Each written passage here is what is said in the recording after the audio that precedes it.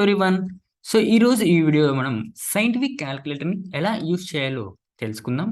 So ఎవరైతే scientific క్యాలిక్యులేటర్ని first time అయితే use చేస్తూ ఉంటారో వాళ్ళకి ఈ వీడియో అనేది చాలా అయితే హెల్ప్ అవుతుంది. సో వీడియోని ఎండింగ్ వరకు అయితే చూడండి. అలాగే నెక్స్ట్ వచ్చే వీడియోస్లో మనం సైంటిఫిక్ క్యాలిక్యులేటర్ యూజ్ చేసి ఎలాంటి ప్రాబ్లమ్స్ అయినా మనం ఈజీగా అయితే సాల్వ్ అయితే ఎలా చేస్తామో నెక్స్ట్ వచ్చే వీడియోస్ అయితే తెలుసుకుందాం. సో సైంటిఫిక్ క్యాలిక్యులేటర్ అనేది మనకు ఈ విధంగా అయితే ఉంటుంది. ఇందులో మనం వేరియస్ టైప్స్ ఆఫ్ క్యాలిక్యులేషన్స్ మనం ఈజీగా అయితే పర్ఫామ్ అయితే చేయొచ్చు. లైక్ ట్రిగ్నోమెట్రిక్ రేషియోని పర్ఫామ్ చేయొచ్చు, క్వాడ్రాటిక్ ఈక్వేషన్స్, క్యూబిక్ ఈక్వేషన్స్, ఇలా ఆల్జీబ్రిక్ సంబంధించినటువంటి ప్రతి ఒక్క ఈక్వేషన్స్ని ఈజీగా మనం అయితే సాల్వ్ అయితే చేయొచ్చు. సో సైంటిఫిక్ క్యాలిక్యులేటర్ అనేది మనకు ఫస్ట్ మనం ఆన్ చేస్తాం అనమాట. సో ఆన్ చేసిన తర్వాత మనకి ఇక్కడ ఉన్న బటన్స్ అన్ని కూడా చాలా మంది కంటే కన్ఫ్యూజ్ అవుతుంటారు. సో ఈ బటన్స్ అన్ని ఏంటివి? సో ఒకసారి ఓవర్ వ్యూ చూద్దాం. సో ఒక్కొక్క బటన్ గురించి తెలుసుకుందాం. ఫస్ట్ మనకి ఇక్కడ చూసాను కదా, ఇది వచ్చేసి మనకు ఆన్ బటన్, అంటే పవర్ ఆన్ చేసేదానికి యూజ్ చేసే బటన్ అనమాట. ఇది ఆన్ బటన్. అలాగే ఇక్కడ మనకు మోడ్, అలాగే సెటప్ అని ఉంది. సో మోడ్ అనేది వైట్ కలర్ లో ఉంది, అలాగే సెటప్ అనేది మనకు ఎల్లో కలర్ లో అయితే ఉంది. సో ఈ బటన్ అనేది ఎందుకు యూజ్ అవుతుంది? మోడ్కి యూజ్ అవుతుంది, అలాగే సెటప్ కూడా యూజ్ అవుతుంది. సో మనం మోడ్ ఎలా సెలెక్ట్ చేసుకోవాలి, సెటప్ ఎలా సెలెక్ట్ చేసుకోవాలి? సో ఇక్కడ మనకు వైట్ కలర్ ఉంది కదా, సో వైట్ కలర్ ఉంటే ఆటోమేటిక్గా మనం ప్రెస్ చేస్తే మోడ్ అనేది సెలెక్ట్ అయితే అయిపోతుంది. సో ఇక్కడ మనకి ఎల్లో కలర్ ఉంది కదా, సో ఎల్లో కలర్ ఉన్న వాటిని మనం షిఫ్ట్ అనేది ప్రెస్ చేయాలి. ఓకే, షిఫ్ట్ ప్రెస్ చేసిన తర్వాత ఈ బటన్ అనేది మనం ప్రెస్ చేస్తే అది సెటప్ మోడ్లోకి అయితే వెళ్తుంది. ఫర్ ఎగ్జాంపుల్ ఇక్కడ చూడొచ్చు, నేను డైరెక్ట్గా మోడ్ పైన ప్రెస్ చేశాను. సో ఇప్పుడు నాకు మోడ్ అనేది ఓపెన్ అయింది. నాకు ఈ మోడ్ వద్దు, నాకు సెటప్లోకి వెళ్ళాలంటే మళ్ళీ ఏం చేయాలి? మనం షిఫ్ట్ ప్రెస్ చేసి సెటప్ మీద, అదే మోడ్ బటన్ మీద ప్రెస్ చేసి మనకి ఏమవుతుంది? సెటప్ అనేది వచ్చింది. సో అప్పుడు నేను అదే బటన్ ప్రెస్ చేశాను, నేను ఇప్పుడు కూడా ఇదే బటన్ ప్రెస్ చేశాను. సో మనకు అప్పుడు వచ్చిన ఆప్షన్స్ వేరేగా ఉన్నాయి, ఇప్పుడు వచ్చిన ఆప్షన్స్ అనేవి వేరేగా ఉన్నాయన్నమాట. సో ఇలా పైన మనకి ఎల్లో కలర్ కనిపిస్తుంది కదా, సో ఎల్లో కలర్ ఉండేటివి మనమైతే రావాలి అంటే ఇక్కడ షిఫ్ట్ అనేది ప్రెస్ చేయాలి. సో ఇక్కడ మనకు కొన్ని వాటికి పింక్ కలర్ లో కనిపిస్తున్నాయి చూడండి. మనకి ఇక్కడ ఏ కావచ్చు, బి, అలాగే ఎక్స్, డి, ఇలా కొన్ని బటన్స్ వచ్చేసి మనకు పింక్ కలర్ ఉన్నాయి. సో ఈ పింక్ కలర్ బటన్స్ రావాలి అంటే మనం ఆల్ఫాని ప్రెస్ చేయాలి. సో ఇక్కడ ఉంది కదా మనకు ఆల్ఫా, సో ఆల్ఫాని ప్రెస్ చేయాలి. సో ఇక్కడ మనం ఆల్ఫా మీద ప్రెస్ చేస్తే ఆటోమేటిక్గా మనకి ఇక్కడ క్యాలిక్యులేటర్ పైన మనకు ఏ అని డిస్ప్లే చూపిస్తుంది. అంటే ఏ అని డిస్ప్లే చేస్తుంది అంటే ఖచ్చితంగా మనం అక్కడ ఆల్ఫాని ప్రెస్ చేసామని మీనింగ్ అనమాట. So in case of shift press చేస్తే ఇక్కడ చూసి మనకు ఎస్ అనేది మనకైతే డిస్ప్లే చేయడం అయితే జరుగుతుంది. అంటే షిఫ్ట్ని మనమైతే ప్రెస్ చేసాము అని పైన మనకు ఇండికేషన్ అనేది మనకైతే చూపిస్తుంది అనమాట.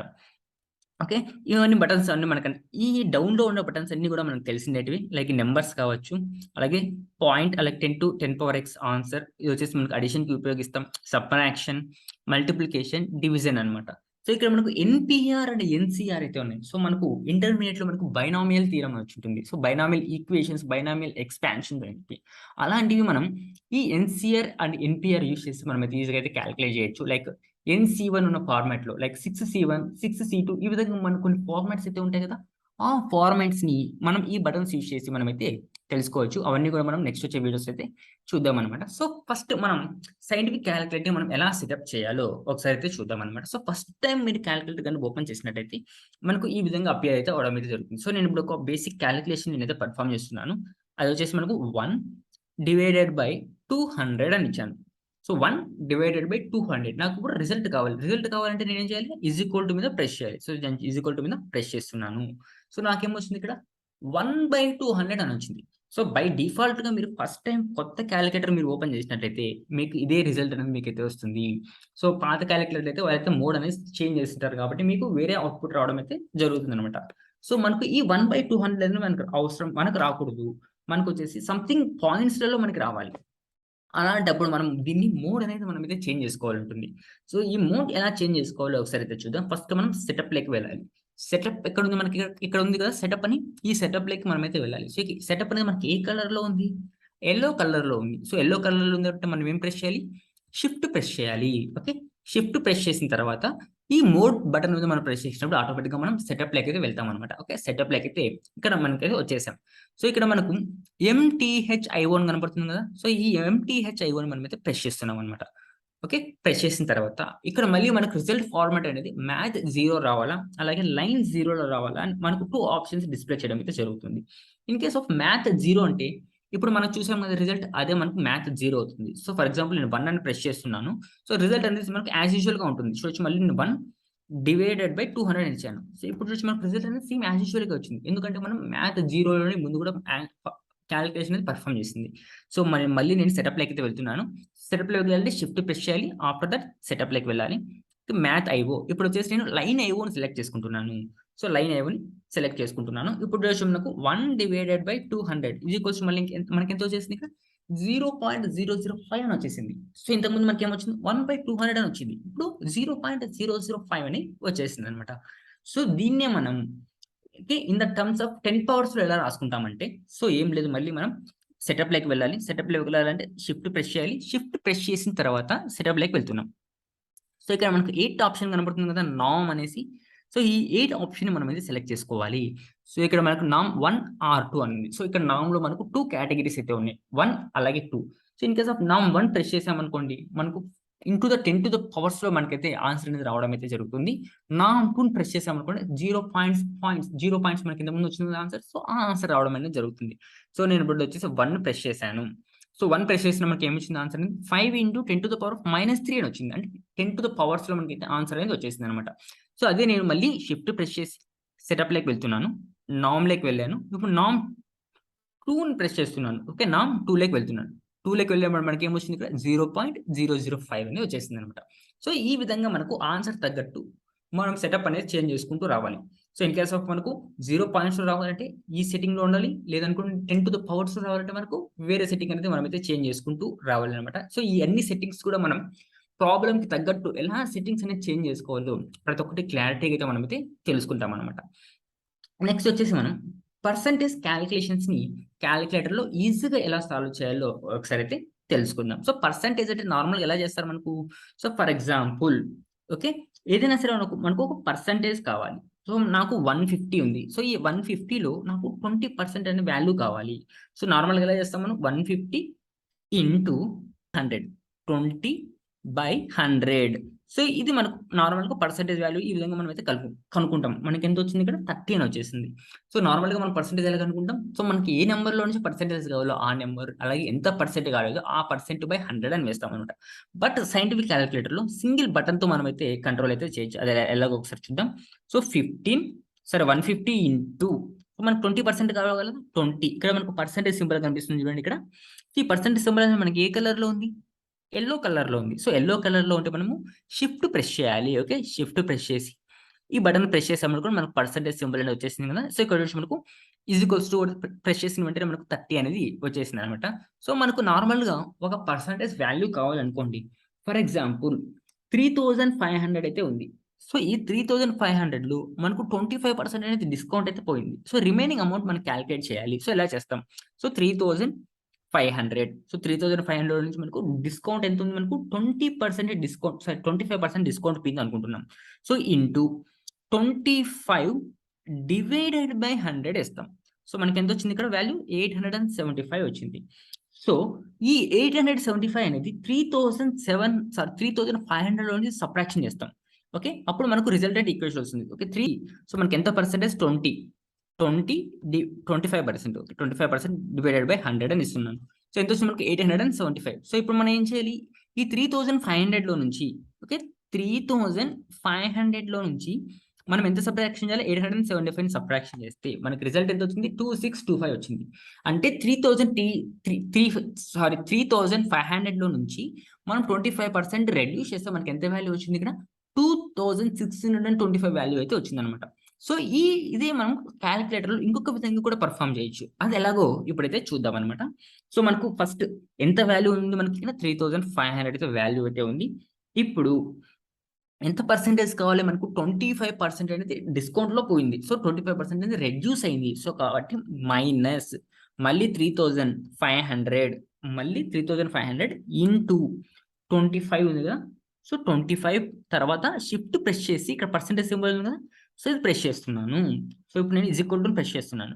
సో ఆటోమేటిక్గా మనకి ఎంత వచ్చేసింది, ఇక్కడ 2625 ఆటోమేటిక్గా మనకైతే వచ్చేసింది. సో ఇంతకుముందు మాదిరిగా మనం 3500 నుంచి 25% ఎంత క్యాలిక్యులేట్ చేసి మళ్ళీ వచ్చే రిజల్ట్ని 3500లో నుంచి సబ్ట్రాక్షన్ చేసి వచ్చే రిజల్ట్ అయితే 2625 అయితే వచ్చింది. అదే మనం ఇక్కడ క్యాలిక్యులేటర్ డైరెక్ట్గా ఈ విధంగా అయితే మనమైతే పర్ఫామ్ అయితే ఇది చేయొచ్చు అనమాట. సో ఈ విధంగా మనకు క్యాలిక్యులేటర్ అనేది చాలా రకాలుగా ఉపయోగం అయితే పడుతుంది. సో నెక్స్ట్ వచ్చేసి ఒక నొటేషన్ గురించి అయితే చూద్దాం. సో ఇక్కడ మనకి ఈఎన్జీ అని కనబడుతుంది కదా. సో ఈ నొటేషన్ ఏమి మనం ఇంజనీరింగ్ నొటేషన్ అంటాం. సో ఈ ఇంజనీరింగ్ నొటేషన్ అనేది ఎక్కువగా మనకు ఫిజిక్స్ లో ఎక్కువగా యూస్ అవుతుంది అనమాట. ఫిజిక్స్ లో మనకి ఎక్కువగా ప్రాబ్లమ్స్ చేసేటప్పుడు ఈ ఇంజనీరింగ్ నొటేషన్ అనేది యూస్ అవుతుంది. సో అది ఎలాగో ఒకసారి చూద్దాం. సో నేను ఒక ర్యాండమ్ నెంబర్ అయితే ఎంటర్ చేస్తున్నాను. 1 2 3 4 అనేది ఎంటర్ చేశాను. సో ఇప్పుడు నేను ఏం చేస్తున్నా అంటే ఈజ్ ఈక్వల్ టు మీద ప్రెస్ చేశాను.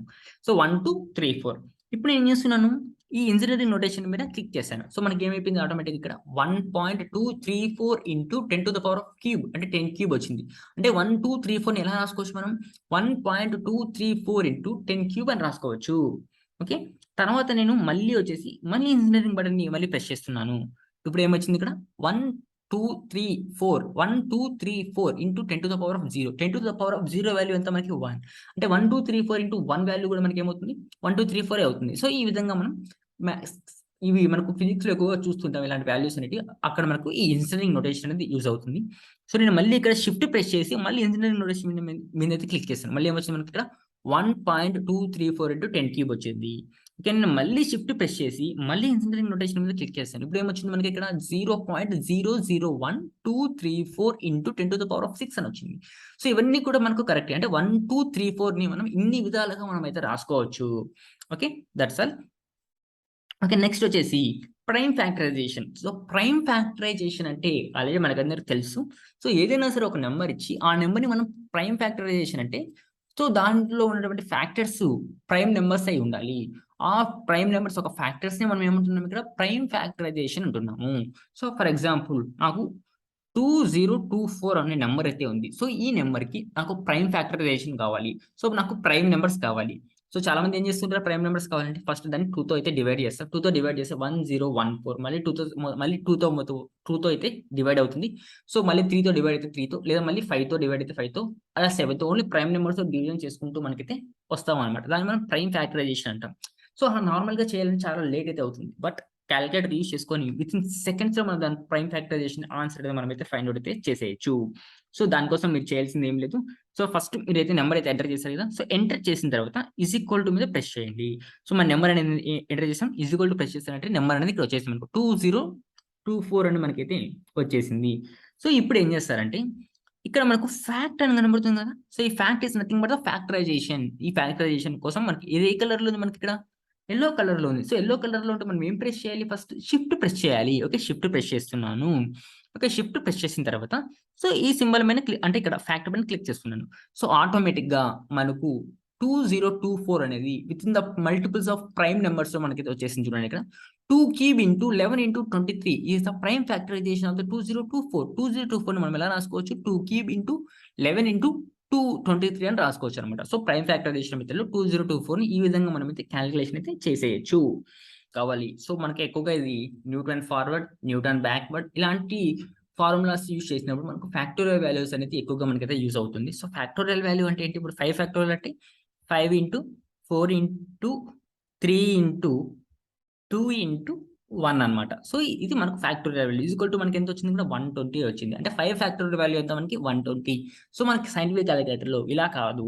సో ఇంకా ఈజీ వేలో మనం అయితే క్యాలిక్యులేట్ అయితే చేయొచ్చు. అది ఎలా అంటే సో 5 ప్రెస్ చేసిన తర్వాత ఇక్కడ మనకు ఫ్యాక్టోరియల్ సింబల్ అనేది మనకైతే కనిపిస్తుంది కదా. సో ఇది ఏ కలర్ లో ఉంది, మనకు ఎల్లో కలర్ లో ఉంది. ఓకే, షిఫ్ట్ ప్రెస్ చేసిన తర్వాత ఈ ఫ్యాక్టోరియల్ సింబల్ పైన మనం అయితే క్లిక్ చేయాలి. సో మనకు 5 ఫ్యాక్టోరియల్ అయితే వచ్చేసింది. So is equals to press చేసిన ఉంటే మనకి ఏమొచ్చింది ఇక్కడ 120 అయితే వచ్చేసింది అనమాట. So 5 factorial value 120.